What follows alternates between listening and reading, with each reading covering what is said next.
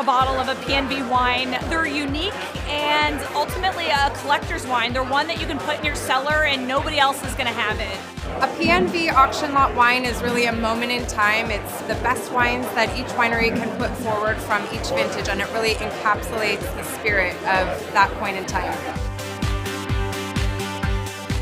They make the winery and the winemakers bring their best foot forward. The best of the best. It's a one-of-a-kind blend, a special blend made specifically for this event.